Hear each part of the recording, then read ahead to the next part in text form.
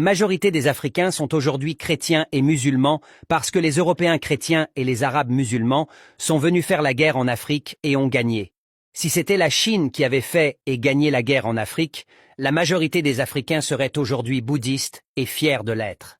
Accepter ces religions imposées est donc une preuve de soumission, d'acceptation de la défaite. Mais si les Africains avaient gagné la guerre, ou si personne n'avait attaqué le continent, la majorité des Africains pratiqueraient toujours leur religion ancestrale sans problème. Et l'Afrique serait sans aucun doute le continent les plus développés du monde. Vu son magnifique climat, ses nombreuses ressources naturelles et la force de ses braves hommes et femmes, pourquoi le christianisme et l'islam freinent le développement de l'Afrique? En fait, le peuple africain, pas habitué à ce style de croyance, ne maîtrise pas ces religions. La majorité ne distingue pas la fiction de la réalité. Ils ne savent pas ce qui est au sens propre et ce qui est au sens figuré.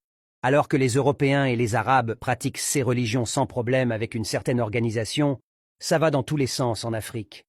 La majorité des Africains sont très naïfs face à ces religions. De nos jours, l'Afrique est considérée comme le continent le plus religieux, au regard du pourcentage élevé de croyants. En fait, les élèves ont dépassé les enseignants. Voici la preuve de la naïveté de l'Afrique. 1.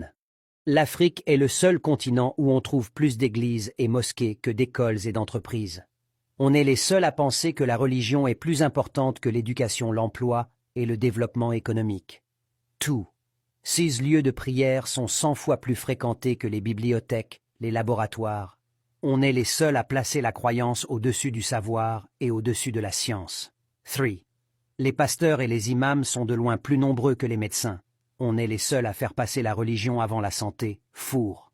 Les Africains sont encore les seuls à faire passer la religion avant l'agriculture. 5. Quand les Arabes et les Européens ont un problème, ils trouvent une solution, et quand nous les Africains avons un problème, on laisse à Dieu. On est les seuls à abandonner nos problèmes à Dieu. 6. Presque tous les continents se protègent avec l'arme nucléaire et les Africains se protègent avec Jésus et Allah. Sommes-nous les seuls à faire confiance à ces dieux? Bref, en observant, en échangeant avec la population, on se rend rapidement compte que la religion passe avant tout sur le continent.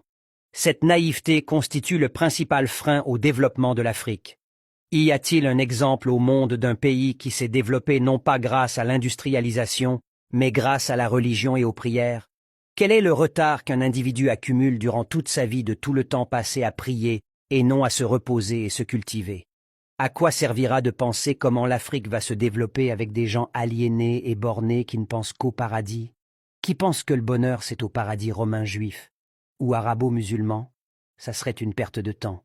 C'est comme ne pas faire la vidange d'un véhicule et se plaindre de l'état du moteur.